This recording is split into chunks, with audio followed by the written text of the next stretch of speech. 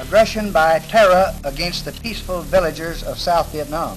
Middle of the night rocket attack on the U.S. Air Base at Da Nang kills 8 Americans, wounds 173, and destroys 11 aircraft. The Americans are responding with the greatest concentration of conventional firepower in history. 680-100, southeast of town. Emergency medevac, ASAP. And now, 3 weeks after the offensive began, the firing still goes on. The months ahead look grimmer than ever. I have therefore directed General Norman Schwarzkopf to use all forces available, including ground forces, to eject the Iraqi army from Kuwait.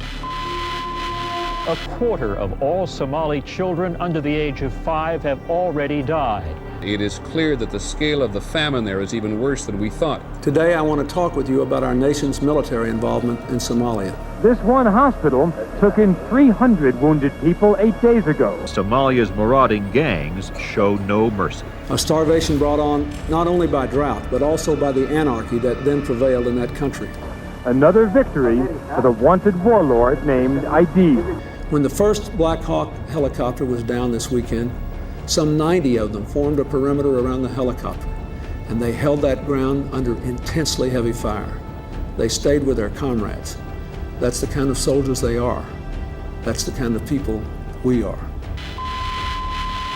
I'm Mike Brock. I'm a retired Marine Colonel. I served 26 years. I'm a veteran of Vietnam, Desert Shield, Desert Storm, and Somalia.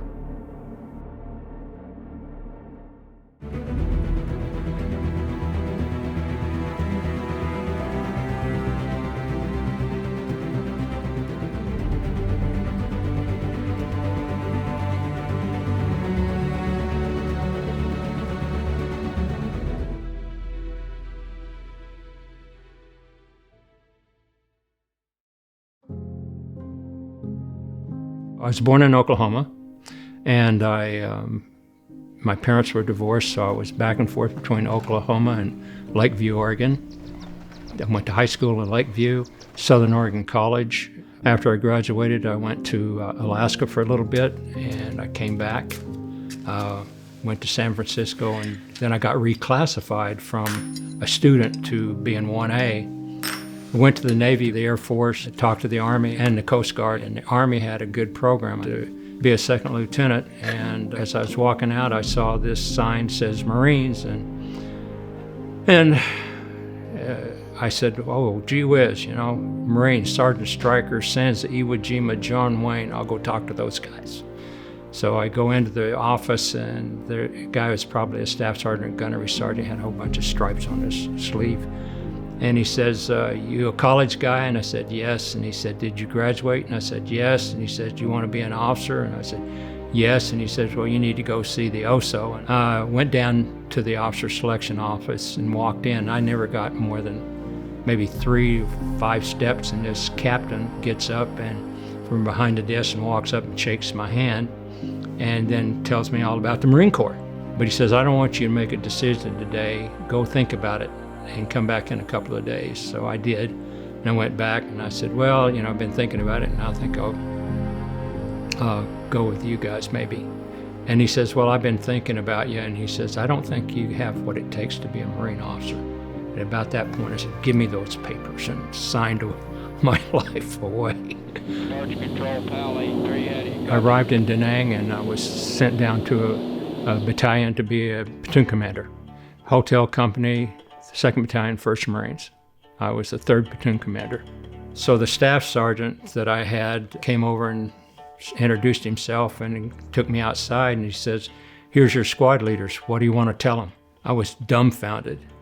So I said, well, I didn't come here to be a hero.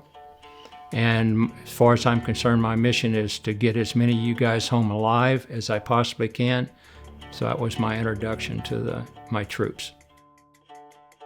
We were south of Da Nang, and our major mission was to keep rockets from being fired into Da Nang, and we just did a lot of patrolling. We'd go out for 3 days, come back for a day, go out for 3 days, come back for a day, go out 3 days again. We were in what was called booby trap heaven.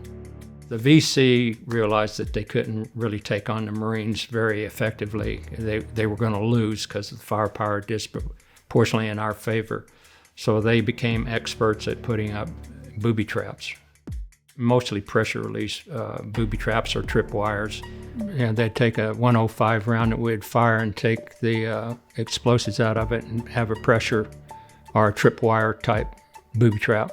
You could walk in a patrol area and you might have missed it that time. The next time you might have missed it, but the third or fourth time somebody might step on it, pull the wire, and it would trip it and inflict a casualty. Usually traumatic amputation of the leg is what usually happened.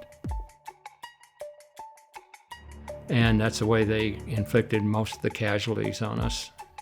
So it was frustrating in that sense.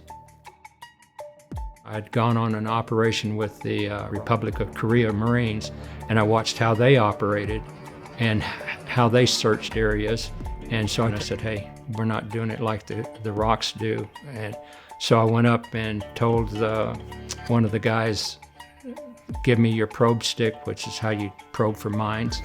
And I went up on a berm and started probing real deep. And pretty soon I hit something, and then I thought, well, this could be my last day. So I told everybody, hey, I've hit something and stay away. And then I cleaned it off and I found a cache full of rice and grenades and a paybook for the VC. And then the whole battalion came back and we swept through it and we took tons of grenades and AK-47s. So I felt pretty good about that. I would say it's more that you worry before you get into something about what could happen. And then once you're in it, you're so busy, you don't have time to be scared anymore. We went down the river and went up this real narrow canal, and I was getting real nervous because I said, when we come back out of here, all it takes is one grenade, one Chi-Com, and we're toast. And went out in the main channel of the river, and it's big and wide. And we went up the river about, I don't know, 500 yards or so, and about 5 or 6 of them opened up full automatic, and you could see the bullets impacting in the water. The Marines, like always, you have an initial reaction is to get down. Well, there was nothing to get down behind except this 1/4 inch of fiberglass. So I started yelling, shoot back at the bullets coming through the water. One Marine had a M79, which is a 40 millimeter grenade launcher, and he was pretty nervous. And when he shot, I realized he was shooting up in the air because one of the rounds impacted right behind the boat. I was surprised that none of us got hurt from that, and I started yelling at him, give it to me.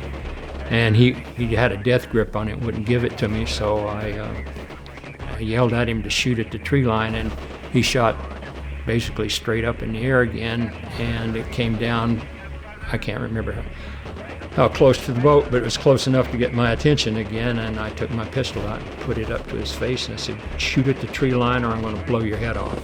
And he did. And that broke the ambush. And then when we got back to the shore, back to the bridge, I took him aside with one other Marine that was on the boat and said, look, you were firing straight up. It hit real close to the boat. I thought you might have a round land in the boat and you would have killed more of us than they did. So you do what you have to do, and I won't say anything other than, yes, that's what I did. And I never heard another thing from it after that. When we first started to land in Da Nang, Vietnam, a Marine sitting beside me said, what's all that smoke? They must be under heavy attack. And I said, no, they're just burning waste. And my wife does fly for an airline, Flying Tigers, and I'll let her explain about some of her experiences.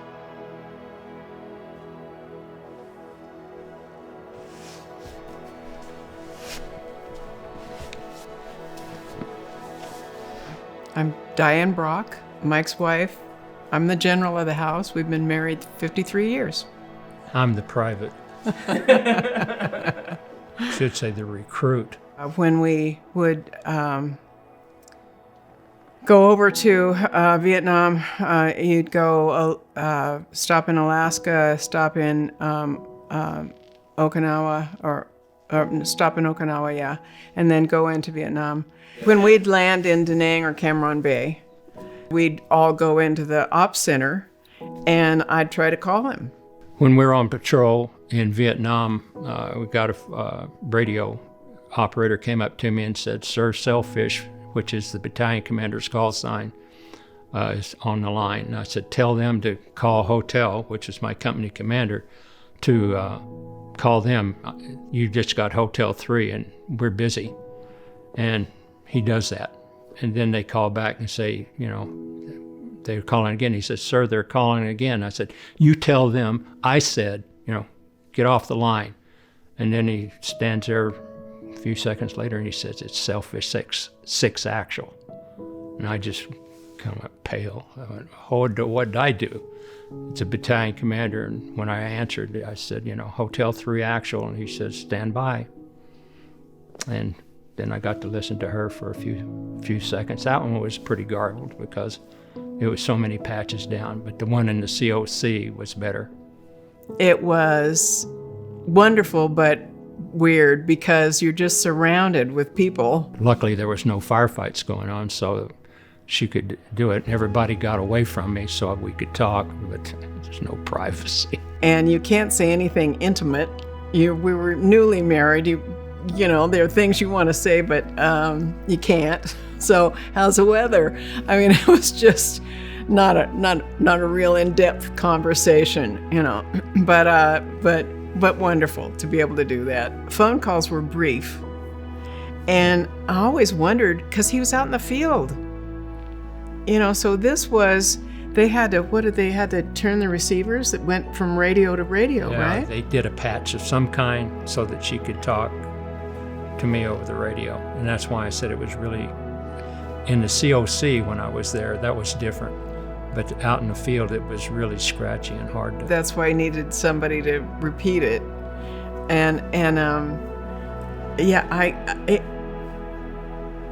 to be able to do that, I felt. I mean, that was a thrill. Not too many guys that had their wives in Vietnam. Very few. I know there were some, but not that many. And I would guess, I'd make the assumption that no one else was able to talk to their wife while they were out on a patrol.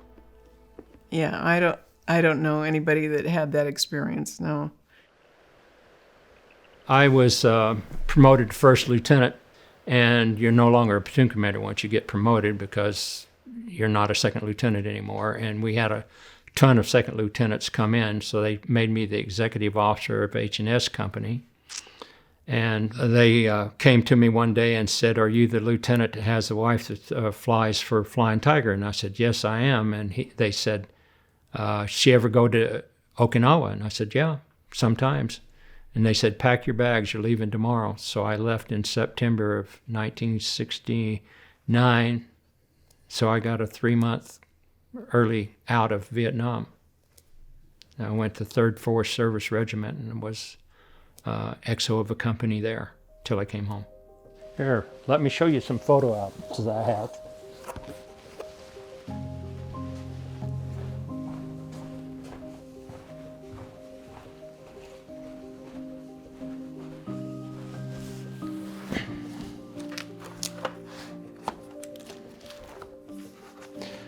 This is a picture of when I got promoted to first lieutenant in Vietnam by my battalion commander, Lieutenant Colonel Glasgow, who later became a 3-star general, and Captain Schulge were promoting me.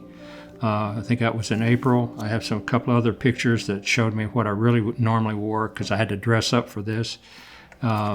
Just wore a t-shirt with a cover and a pistol.